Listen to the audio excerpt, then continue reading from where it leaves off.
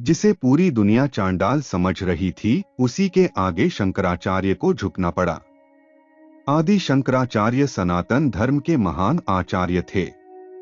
वे अद्वैत वेदांत का प्रचार करते हुए काशी यानी कि वाराणसी पहुंचे।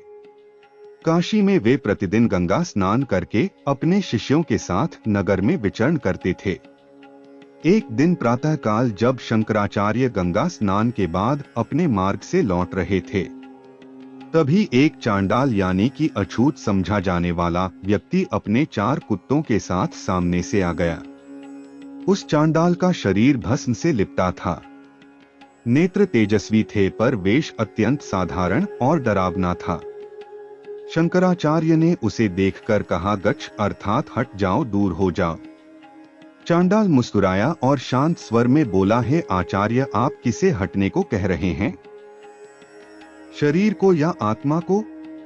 उसने आगे प्रश्न किया, यदि शरीर हटे तो वह अन्न से बना है, जैसे आपका शरीर, और यदि आत्मा हटे तो आत्मा तो एक ही है, ब्रह्मा। यह सुनकर शंकराचार्य स्तब्ध रह गए। चांडाल ने फिर कहा, यदि आप अद्वैत का ज्ञान देते हैं तो फिर शुद्ध अशुद्ध ऊंच नीच का भेद क्यों? क्या ब्रह्मा में भी जाति होती है? उस क्षण शंकराचार्य को अनुभव हुआ कि यह कोई साधारण चांडाल नहीं है। शंकराचार्य उसी क्षण भूमि पर दंडवत हो गए और बोले, आप साक्षात महादेव हैं। तभी वह चांडाल भगवान शिव यानी कि महादेव के रूप में प्रकट हुए और उनके साथ माता पार्वती भी प्रकट हो गई। 4 कुत्ते वास्तव में 4 वेदों के प्रतीक थे। वो 4 वेद थे, ऋग्वेद, सामवेद, यजुर्वेद, अथर्ववेद।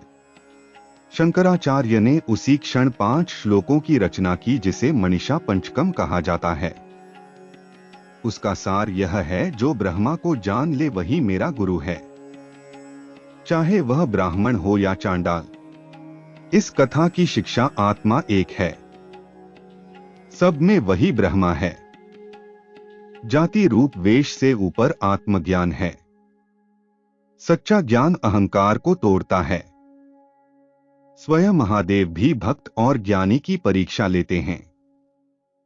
क्या कभी भगवान ने आपकी परीक्षा ली है?